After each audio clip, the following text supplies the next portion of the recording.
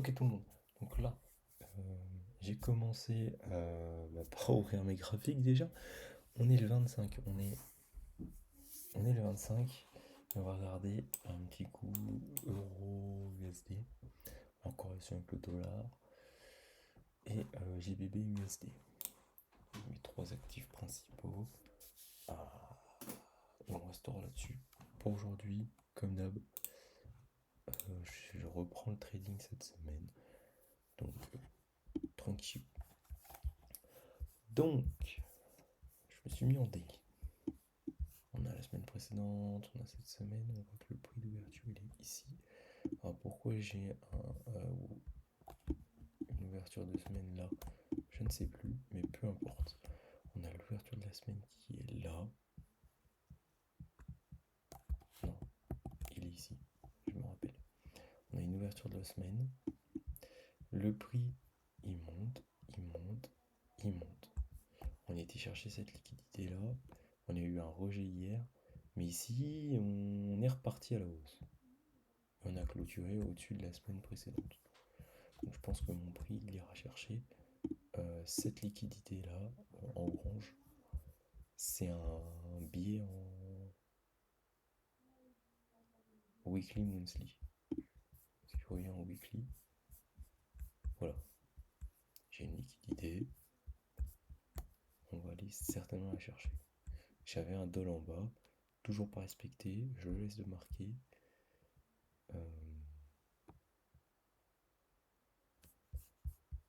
Et en monthly, ouais. Il est un peu loin celui-ci. On va le laisser. Et ici, les time frames par an comptent plus que les autres. Donc ce doll là est misérable par rapport à la liquidité interne. Je pourrais pas vous dire ce que j'ai pris en weekly. Qu'est-ce que c'était ce doll?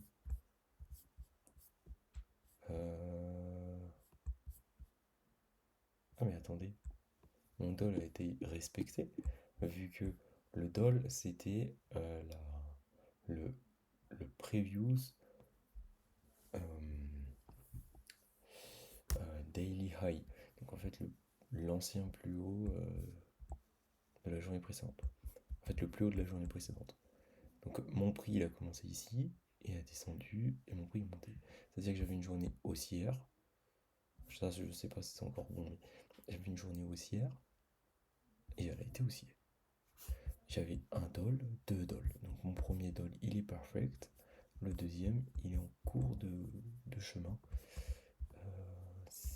Et je suis partant pour aller chercher ce doll là pour demain ou après-demain pour finir cette semaine en consolidation et expansion haussière.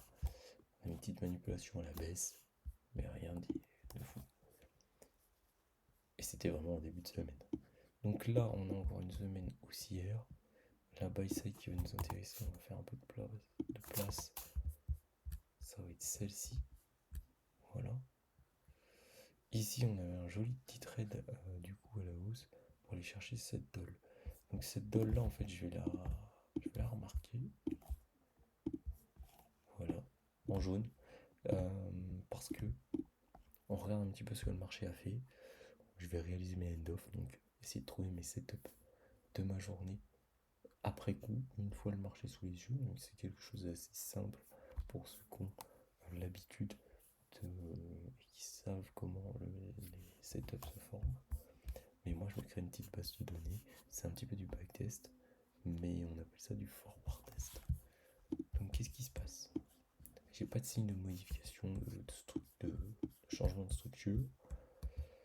J'ai des zones en bas, c'est vrai, j'ai des zones.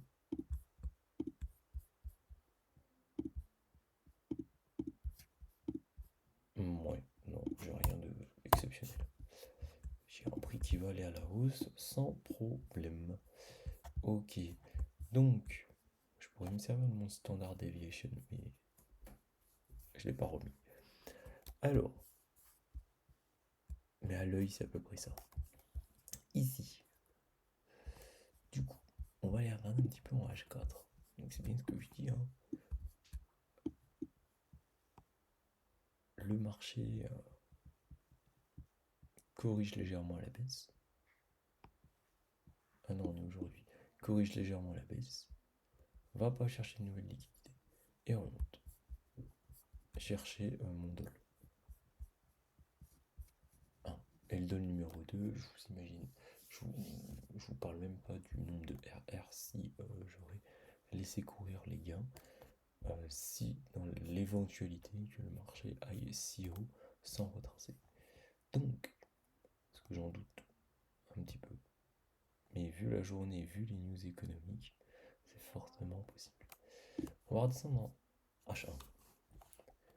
L'objectif, c'est d'aller voir ce que le marché a réellement fait. Donc ça c'était hier, ça c'était non, ça c'était lundi, ça c'était hier, et ça c'est aujourd'hui. Donc notre journée est entre guillemets finie. Qu'est-ce qui s'est passé? Donc on a une buy side, le haut de la journée précédente, qui a été créé. Créé, je sais pas, mais il y a une prise de liquidité à la hausse. Mais voilà, le prix continue à sa course du prix à la hausse. Ici, on laisse des liquidités en bas. Donc, c'est de la liquidité en bas. Voilà, ici on a de l'argent. Si vous voulez faire un truc simple, hop, on peut faire comme ça. C'est de la liquidité. On pourrait avoir une énorme manipulation de la semaine pour avoir une distribution à la baisse. Et aller chercher des zones. Alors, par exemple, on va aller frôler ça, on va faire des hauts équivalents, ce qui est possible. On va tracer un Fibo de là à là, c'est de la projection, il y a encore... voilà.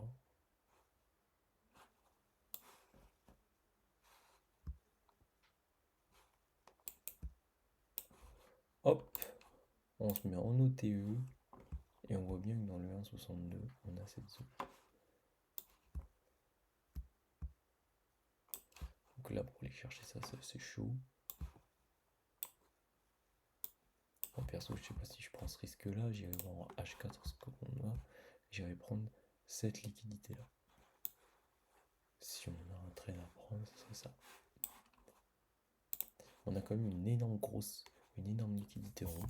Donc je pense que je baisserai mon ratio ici considérablement pour me dire au cas où que le prix aille là, ce qui est très fort probable, mais à voir. Parce que qu'on ait le moins de drawdown possible. Sinon on va perdre énormément d'argent et on est là pour en gagner. Pas beaucoup, mais un maximum. Quand je dis pas beaucoup, ça sert à rien de faire des gros mouvements. Voilà. Mais on pourrait avoir le mouvement de la semaine. On pourrait avoir une accumulation, une manipulation et une distribution pour aller chercher l'ouverture de la semaine. L'ouverture... pourquoi mon ouverture de la semaine elle est là? Ah oui, tout à fait normal. Je suis un peu fatigué. Pour aller chercher mon ouverture de la semaine. Ce qui pourrait être un scénario assez... réalisable. 200 pips, si on prend ce mouvement, c'est énorme. Il n'y a pas besoin d'autant en trading, hein, ça c'est juste un tarif. Donc, un peu plus de sérieux, on va aller regarder un petit peu mes sessions. Donc, ça c'est ce que le marché a laissé, hop, de la journée, donc là j'en ai pas besoin. Ensuite, donc, hop, je vais descendre en 30 minutes. Voilà. Et même en 15 minutes. Et en 5 minutes. Là, normalement... bah mince. Ah, j'ai plus mes... Alors attendez, parce que là, il y a un problème. D'accord. Donc là, voilà, c'est bon. J'ai remis mes sessions. Je vais pas vous mentir, je suis perdu sur mes sessions. Hein, c'est vraiment ma base. C'est le temps. Et ensuite, donc, c'est la longueur. Et après, tu regardes à l'horizon. Et après, tu regardes ton prix. Donc, les données verticales. Donc, ici, Donc on a le plus haut de la journée précédente, hein. Seuil de livraison parfait, et en plus un previews. Ah mais attends, c'était un previews. C'était pour un SLP. C'est pas possible. C'est-à-dire que le prix, il était déjà ici quand je l'ai mis. Non, non, non, c'est impossible. C'était un previews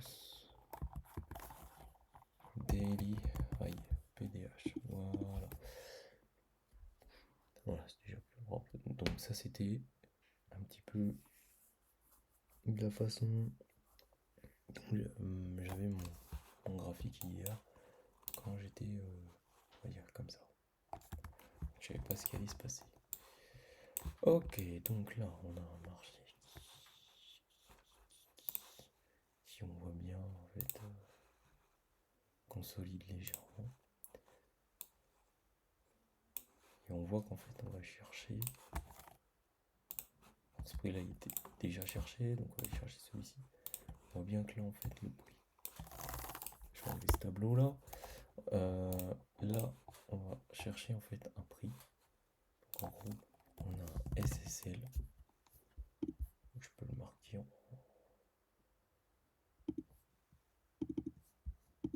le texte en bas. En SSL. Hop là. On a une sell side liquidity. Hop, ici on a des poches de liquidité, donc 1, 2,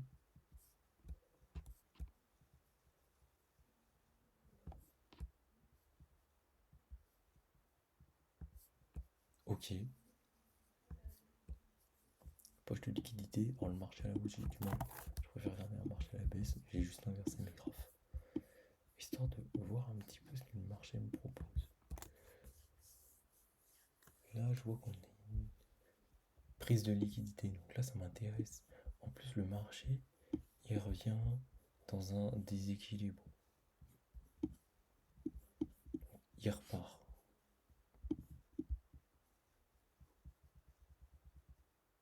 Mais on n'a pas de market shift comme j'aime les voir.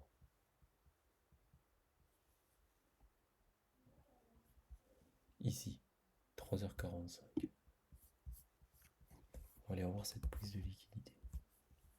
Donc dans 5 minutes, il n'y a rien qui m'intéresse, je ne descends pas plus bas pour aller me chercher quelque chose. Si en 5 minutes ça ne m'intéresse pas, je ne vais pas descendre en 1 minute. Parce que bien sûr, j'ai retrouvé des choses. Mais si la time frame par an ne m'intéresse pas, là ça m'intéresse pas, je descends en 1 minute. Ici, je vais voir un truc qui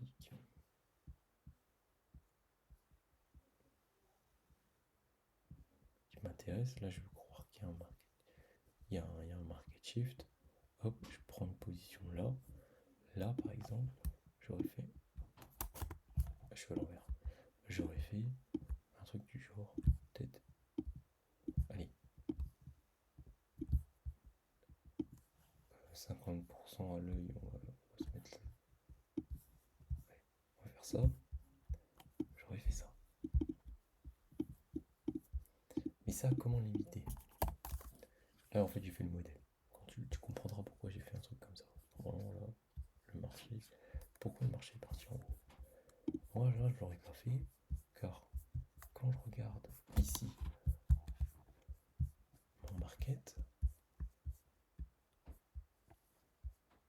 j'ai rien qui m'intéresse. Ok, je vois qu'ici il y a un rejet. Pourquoi il y a un rejet ici?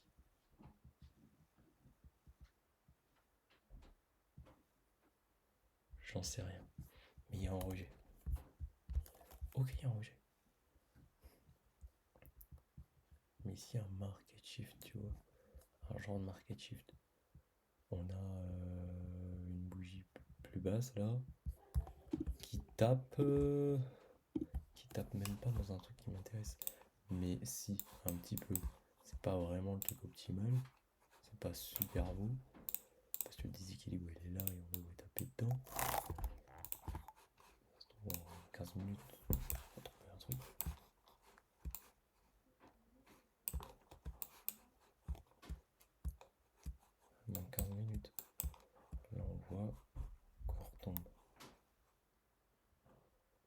cette impulsion-là est plus violente que ce qui se passe à droite. Ce qui se passe à droite est plus violent que ce qui se passe à gauche. Ça veut dire qu'on a vraiment un changement, un déséquilibre, un petit peu comme si le marché il faisait ça, ça. Ici, tu as une buy side. Moi, je vais reprendre mon dessin. C'est comme si le marché il faisait ça, ça, ça, ça, hop, et ensuite il faisait ça.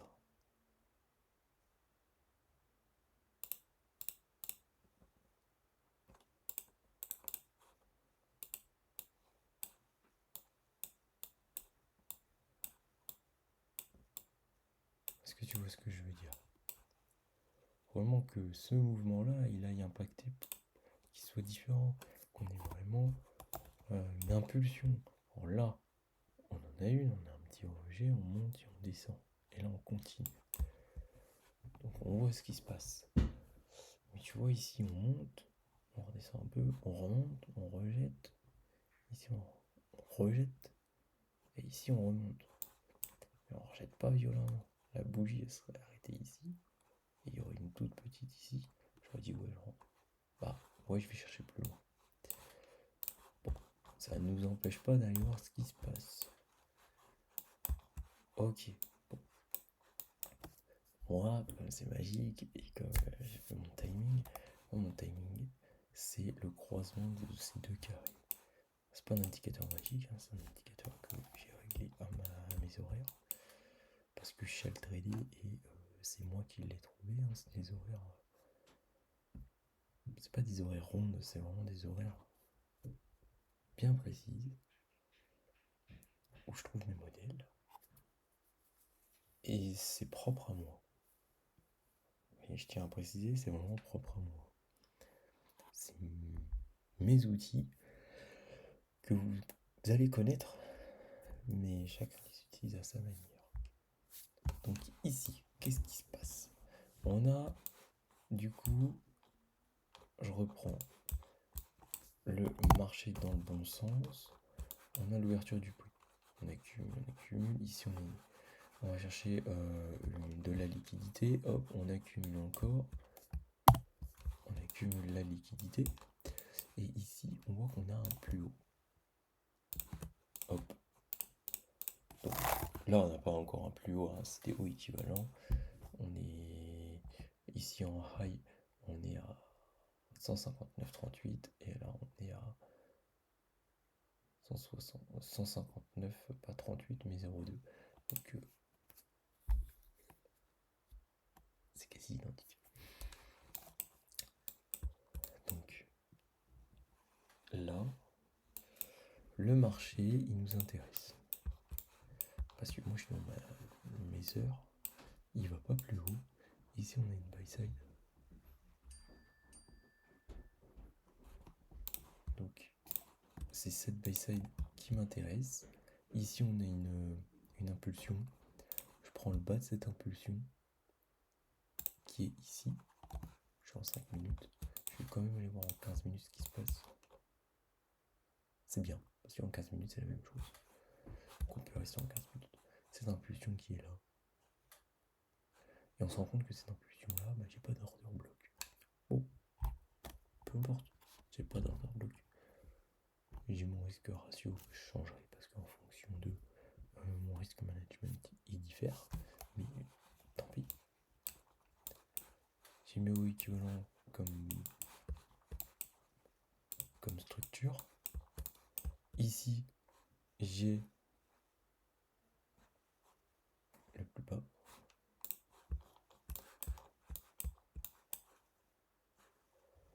Bon, tant pis. On va utiliser ce trait là pour dessiner le market shift. Parce que il est joli comme ça. Market shift, moi je vais l'écrire en exe. C'est-à-dire qu'à partir de là, j'aurais pu rentrer en session en position si j'avais mon modèle. Mais voilà, il est en train de se dessiner tranquillement. À 8h20, j'ai mon 25, j'ai mon market shift de confirmer. Ok. Je vais remonter en time frame au-dessus pour aller voir un petit coup ce qui se passe. Donc même à 30, hein, fin de cette bougie là. Donc on commence ici, on descend là, on remonte ici, on clôture ici. Et il est, j'ai envie de te dire, 45. Je dessine mon imbalance, exit, hop, je trace jusqu'à la fin de ma, on va dire, de ma zone. Et ici, même si tu comprends rien, c'est pas grave, tu peux quand même rester m'écouter. Ici, je prends, je cale une position à la baisse à partir de la fin de cette bougie. Ici, sur cette bougie, alors qu'est-ce qui se passe? Cette bougie là, elle finit là. Celle-ci, elle commence là. Elle monte, elle descend et elle remonte. Je suis à l'envers. Hop. Ici, qu'est-ce que je gère? Je vais gérer ma structure. Je couvre toute ma structure. Et ici, je fais 15 minutes. Je vais gérer tout ça. J'ai les lots du début de cette session. De cette session-là. J'ai un 62. Je peux faire le 62 de tout. Je peux essayer de chercher une zone. Mais j'avais une dolle en fait. Tout simplement en fait à respecter. Ça c'est dommage.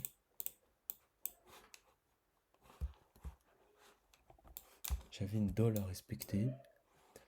Il suffit que je la respecte.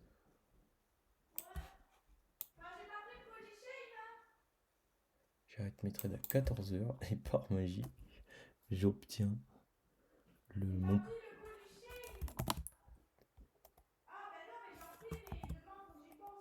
Arrête de gueuler!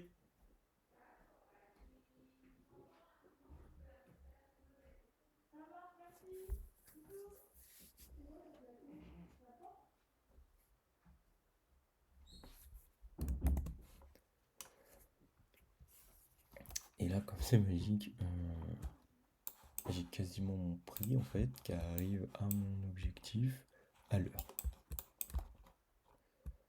En fait, je coupe tous mes trades à cette heure-là. Mais ça, c'est propre à moi-même. Et je tiens vraiment à te préciser que même moi, quand on me disait ça au début, c'est propre à moi. Suis pas ma strat. Dès que j'ai commencé à chercher mes points de repère sur le graphique, mes stratégies, toi, ça se trouve, c'est à partir de 14h que tu prends une position. Tu vois, c'est pas un problème. Regarde pas le marché qu'il y a sous les yeux, ça se trouve, t'auras pas de position. C'est pas un problème. Ce qu'il faut que tu saches, c'est que ton plan, ce que tu vas créer, je te dis même pas en fait, prends pas des petites parties à gauche, à droite, une partie de moi, prends pas une partie de quelqu'un d'autre, prends vraiment que ce que toi tu vas apprendre et seulement ce que toi tu vas trouver, tes repères. Voilà, c'est tout.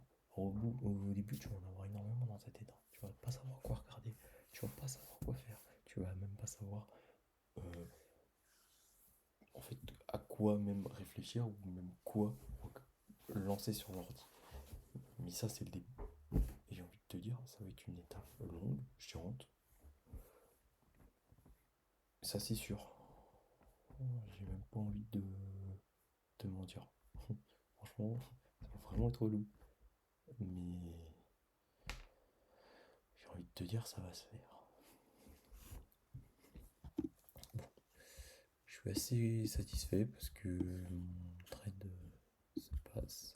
C'est assez correct. Donc, je vais prendre une image. Est-ce qu'en 15 minutes, je pourrais l'avoir? Voilà, nickel. Hop,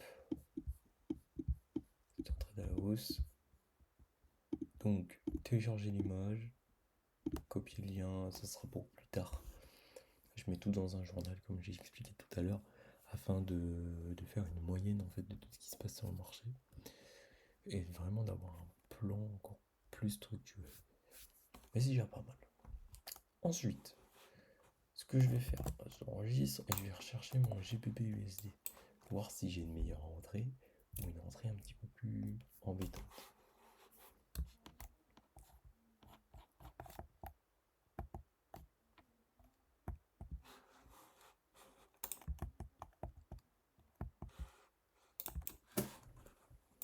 Ok, donc je me suis mis une graphique à droite et là à gauche, ce que vous voyez normalement, c'est mon GBP USD qui est corrélé, on va dire, à 70% de l'euro USD. Il est juste un petit peu plus nerveux ce marché. Donc, ce qu'on fera, c'est qu'on va aller. Pourquoi je suis en replay? Merci, voilà. Donc, un petit peu ce qu'il me propose le marché, je vais directement aller en 15 minutes, hein. Je vais regarder mes sessions, c'est ce qui m'intéresse. Donc ici on a une session asiatique où on a été chercher les plus hauts avec la session de Londres qui va chercher les plus hauts et ensuite les plus bas.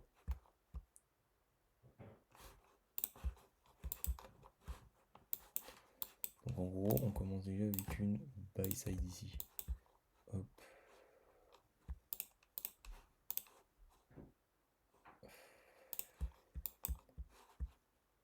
Et ici on va chercher plus bas. Alors souvent des fois dans la session de Londres, voilà, tu vas chercher plus haut, tu trades, le prix va chercher plus haut, il descend, il va chercher les plus bas. Donc t'as une manipulation, une distribution. Il y en a qui font que ça. Ça veut dire que leur journée elle est finie à 5 heures.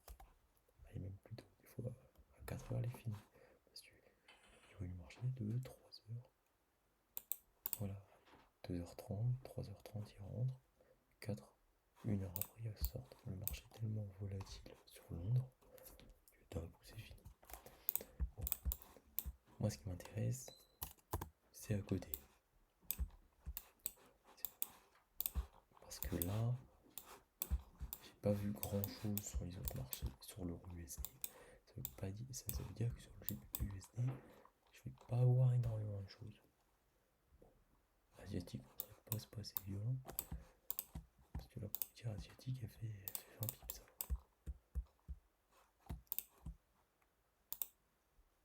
Des fois, les frais, c'est 5 pips. Donc, et tu prends jamais un mouvement entier. Donc, vous imaginez bien. Donc, ici, donc, on a la prise de liquidité qui est là. Le doll, c'était le previous daily low, previous daily high, PDH, c'était celui-ci, c'était l'équivalent du doll sur l'euro USD. Je vais peut-être le remettre dans du coup, je vais le mettre en jaune. Écriture à droite. Voilà. Donc ici, du coup, on a toujours les bas équivalents hein, en tant que buy side. Non, c'était une sell side. C'est pas grave.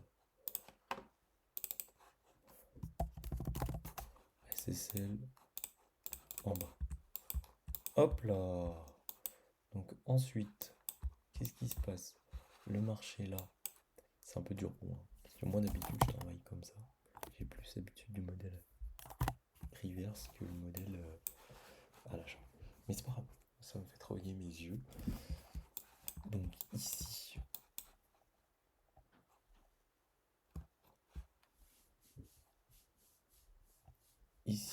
on est en 15 minutes. J'ai pas mon marketing dans 15 minutes. Par contre, ici je pense l'avoir.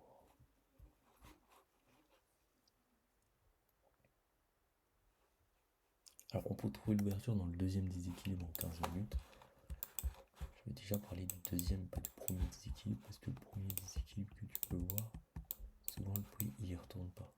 Par contre, souvent il y retourne dans le deuxième.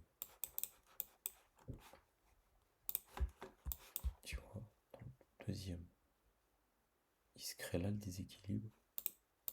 Et en plus, il est mieux. Il se crée ici, il se crée ici.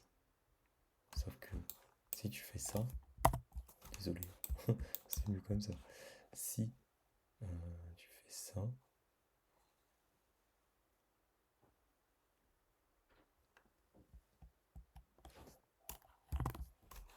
j'essaye de mettre mes graphiques à côté pour voir vraiment les différences qu'il y a.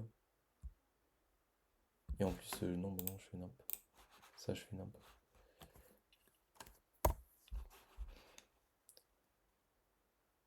Ok, donc je vous explique. Là, on fait des bas équivalents avec la journée précédente, avec une liquidité de la journée précédente. Et sur l'euro, en fait, on fait des bas équivalents, mais avec la session de New York et pas la journée précédente. Donc c'est vraiment différent. Mais peu importe. Ce qui nous importait, c'est de trouver, voir si l'entrée était plus simple ici ou pas. Et ben, on se rend compte que l'entrée, c'est pas qu'elle est plus simple, c'est qu'elle est différente. Donc on voit bien qu'on a ici un prix qui rejette le prix, ici qui réintègre mais qui va pas chercher la liquidité. Et là on voit bien une poussée, une deuxième poussée. On se met en 5 minutes, on voit bien là un market shift mais un vrai qui est beau, qui est très très beau. Peu importe, on prend le deuxième, premier, comme vous voulez, déséquilibre, mais en tout cas faut le marquer. Je tiens à préciser, si on fait ça, ça peut être qualitatif en fait, parce que ça en soi c'est une seule grosse bougie.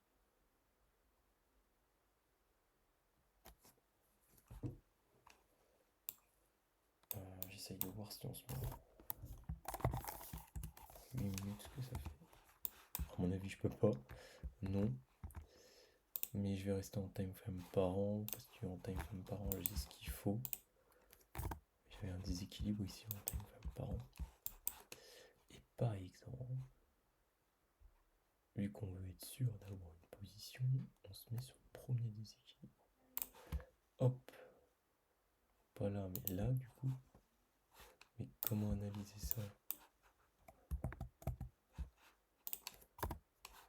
Je vais mettre en 15 minutes et je vais positionner un long. Hop. Ici, moi je suis obligé de sécuriser tout ça. Et là, je vais chercher ma tôle. Et je m'arrête à 14h. Voilà, là c'est ce que j'aurais dû trouver. C'est un peu plus sceptique. C'est un peu plus compliqué à trouver.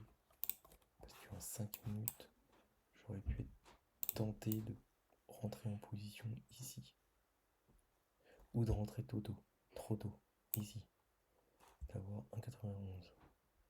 1,91, je suis pas sûr d'entrer. C'est pas réellement mon plan. Sachant que là, j'attends un peu. J'ai deux déséquilibres. Je pourrais dire que j'attends un petit peu. Il est 9h35.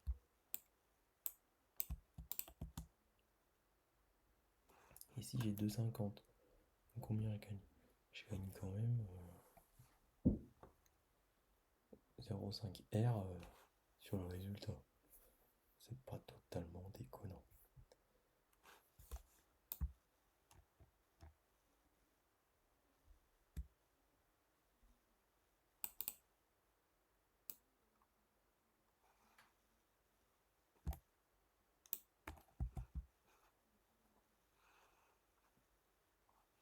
Là, le prix rebondit parce qu'en fait, on a un IFVG. Là, là et là, on a un IFVG ici. Inversement, IFVG tombe et remonte. Je pense que c'est ça, mais je suis pas sûr.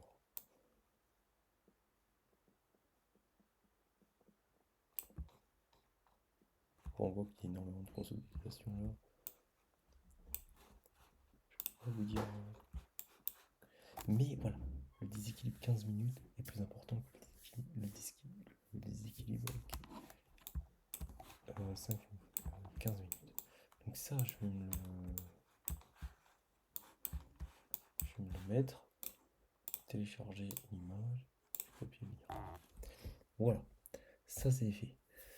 Maintenant, bah, si on regarde le DXY, c'est à peu près la chose dans l'autre sens. Tout ça dans l'end-off. Pareil pour l'euro USD.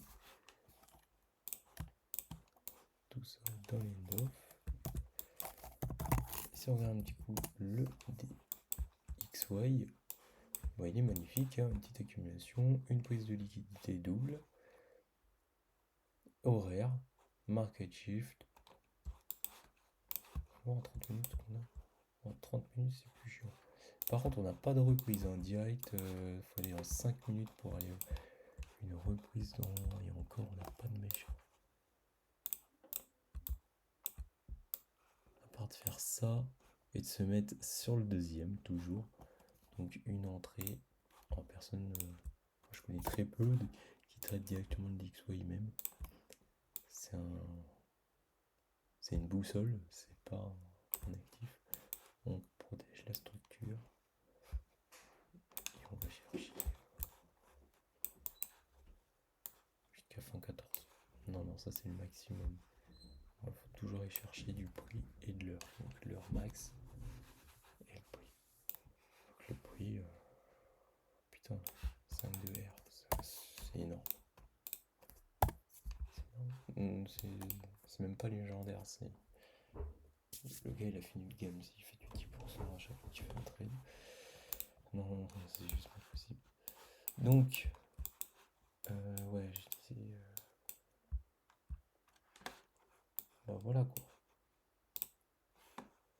Voilà. Donc c'est pour aujourd'hui. C'était une petite vidéo pas très longue. Hier, elle a duré 2 heures, mais je l'ai pas mise en ligne en fait quand j'ai repris parce que j'étais en train d'installer un Final Cut Pro, un logiciel. Mais voilà quoi, je parle tranquille. C'est juste pour me mettre une petite pression, me dire vas-y, je suis enregistré, je suis obligé de faire un petit journaling sous forme vidéo. Je trouve ça plus sympa. Vous avez, même pour moi, c'est vraiment très simple. Le montage, je sais même pas si je vais en faire un. Et puis voilà. Voilà. Bon, c'est fini.